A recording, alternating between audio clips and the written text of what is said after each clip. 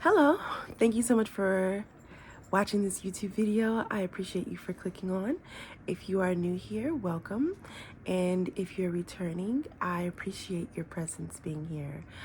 Please subscribe to the channel. I am trying to get to at least 50 so that we can do some live streams. I'm excited for that. Um, so I'm looking forward to at least getting to 50 subscribers. So if you can, please press the subscribe button. So I wanted to give you a different perspective on some thoughts about maybe how you may have seen your childhood. I think it's pretty common that most people felt that they didn't have enough in some capacity in their childhood. There's always so many things and ideas that you have as a child that you would like to do, and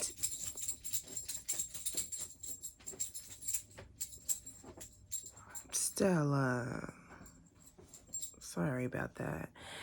And you just felt like you didn't have enough. And that could be just like enough money, enough resources. Maybe you wanted to be a part of sports and you weren't able to, or maybe you wanted to, like, I can think of a great amount of, not a great amount, but I can think of a lot of key examples for me. I wanted to be a part of the band when I was like in 5th grade. And at that time, at the school that I was attending, you had to purchase your own instrument, and instruments were really expensive. They didn't have like where the school already had instruments. They didn't have where you could just like borrow and take it home and that's your instrument for the year.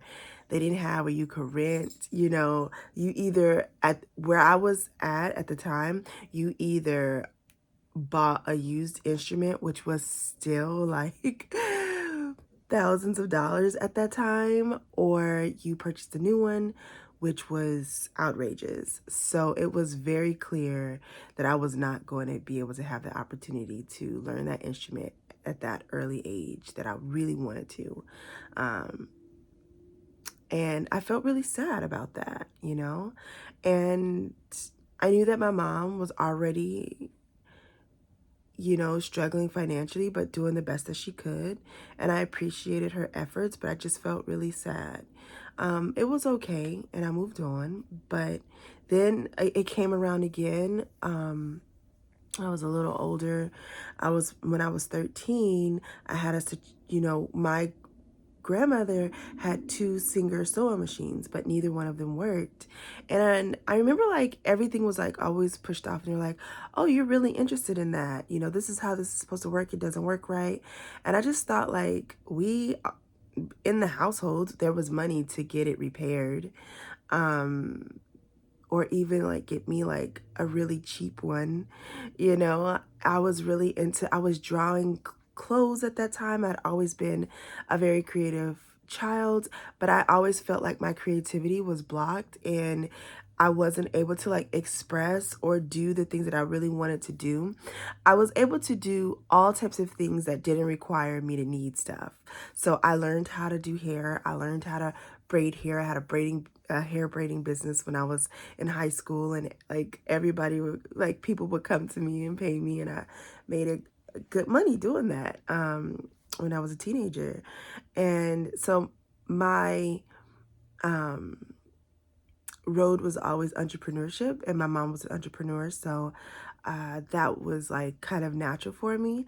But I was able to express my creativity in an entrepreneurial way at that time. But I just remember feeling really sad and frustrated about the fact that like no one would get the sewing machine fixed. And then I started taking piano lessons, which was so amazing and I loved it. But then again, eventually I had to stop because, my grandmother was sick. My mom was taking care of my grandmother. It was just becoming a lot. And I don't think that there was a financial issue, but there was a lot of controversy around the time about finances. So I just basically sucked it up and was like, okay, I don't want to do this anymore, even though I really did. So I just feel like that's my story, but I feel like other people can relate to that. And I feel like other people have things like they wanted to be a cheerleader, but, there were fees involved. And therefore, because, they may have had everything else perfect, but because they couldn't afford it, they couldn't do it, or maybe you wanted to play a particular sport and there's fees involved and you weren't able to do it because of that. I just want to give you a different perspective and help you kind of make peace with that situation and that feeling of lack that you may have had in your world. One thing I learned now as an adult who's gone through quite a bit of things, which has forced transformations and has forced me to utilize my creativity in so many capacities. I have various things. So one point I want to make is that I think this is the most important point I want to make to you. Your life is not happenstance. Your life is being guided by invisible forces. You're like the video game player in your life, right? You're the main character, but you're the video game player and yes, you do have free will, but a lot of that's being presented in your life are part of your journey, good and bad. They present you choice, that's your part of the free will, is the choice that you make. I want you to know that what you did or did not receive was not happenstance. You got everything you were supposed to have. Again, our lives are very much influenced by invisible forces, our higher self, whatever other beings you believe in. Like if you believe in God or spirit or whatever, that's also part of our guidance. So if you were meant to be a professional football player, you would have for sure had the opportunity to show yourself, whether you had the money or not. I have a professional football player in my family and married into my family, and he's famous. He's a famous football player. He was, at least. He's passed now. And they had nothing. They were a poor family, but the opportunity still came. And he and his brother were two of very popular football players in the 70s. And their lack did not stop them. So I want you to know that whatever you didn't have was not meant for your journey. And like for me, it wasn't meant for me to be making clothes. It wasn't meant for me to be doing all those different things. It wasn't meant for me to be playing wind instruments. It just wasn't. Like that's not part of my journey in this lifetime. So life has a wonderful way, and it doesn't feel good sometimes, to eliminate things out of your possibility so that you don't get distracted off your journey. Life wants you to win. Your higher self wants you to win. And if you have too many opportunities too early, it makes it confusing. Sometimes too many choices and opportunities and routes can really make life confusing, and it makes it difficult to know which way to go. So hear me out. You need to look at whatever you didn't have and the opportunities you couldn't take as blessings in disguise, because they didn't keep you from a life you were meant for. Nothing can keep you from the life you were meant for. They helped you streamline where you needed to go. They helped narrow your path so you can see where you needed to go more clearly, because we don't know where we're going as humans all the time. Sometimes we do. Sometimes we get glimpses. Sometimes we get intuitive nudges. And sometimes God will tell us, depending on how close we are with him, but most of the time we still don't know what that looks like and where we're going and how it's gonna unfold, because the future is yet to have unfolded itself. So I don't know if that's a word. I'm sorry, but I'm gonna keep going. But I'm sorry that I don't think that was a word, but you know what I mean. So I want you to know you didn't miss out. You didn't miss any opportunities. Your lack in your childhood did not keep you from where you're supposed to be. You are exactly where you're supposed to be right now. Another thing is that's really important that I had to think about too is your gift may not have dictated that you do all those things, because your gift may be something that's inside that needed to be cultivated from you.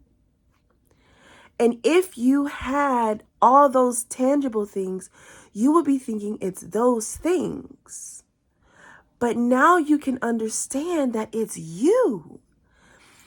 I had to learn this the hard way. All the things that I have as my gifts, now that I've been through a lot of challenges and obstacles and had to live and push through,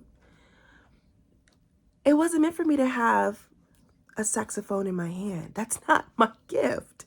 It would have been cool to pass the time as a kid, but that is not my gift. And the kid that had nothing, who that is their gift, and that is the reason why they came here, somehow, magically, somehow, a saxophone came into their world, because that was meant for their path. That was not meant for my path. I was meant to cultivate all the things inside of me: words, language, encouragement, inspiration, music. I had just enough lessons with piano and guitar and music theory and all the things that I need to do just what I'm doing, just what I need to do. I recently finished my first EP, but I have been writing music for quite a bit of time. But I had to go through some things, and I learned that I didn't need all those things that I thought I needed as a child, that I was angry about as a young person. I write. That's inside of me. That's free. All I need is a pencil and a paper. I make music. That comes into my mind. I don't need anything outside of myself for that. I, write books. Again, a pencil and a paper. All that I needed, I already had, which was a pencil and a paper, and myself, my mind, my gift. It needed to be cultivated, and I needed to see that that was the gift. But what you didn't have for a reason, and a really good reason. You didn't have for the purpose of keeping you on your journey, because God knew that if you didn't have it, you would figure out and cultivate what's inside of you, and you would create tangible things that would be your streams of income when you got grown. How many of you have a dream to bring things that are within you, within your mind, with ideas, and make them tangible? We see it on YouTube. People are sharing what they know. People are sharing their life and their experiences. All they needed was a camera that we already have. People are sharing their music. People are sharing their stories. People are sharing,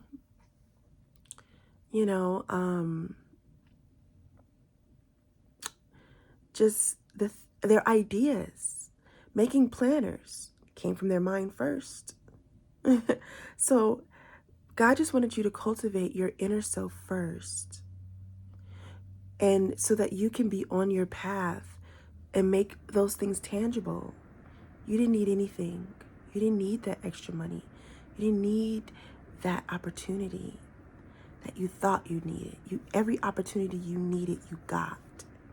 But most of it was for you to create the opportunities for yourself, so that no one will have the power to take anything from you. What you create for yourself, no one could ever take from you. Because when you teach a person how to fish, they always know how to fish. No, they'll never go hungry. You will never go hungry, my friend, because you got it cultivated within you. It doesn't matter the platform. It doesn't matter about anything else. You have it inside of you.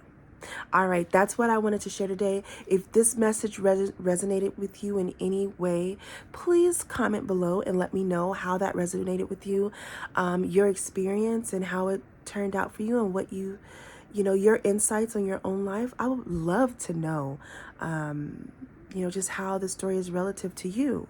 Also, please subscribe. I am at least trying to get to 50 subscribers because I would like to do live streams, and you can help me by just subscribing and like the video so that other people can see this message, because I think that this message would be great for other people.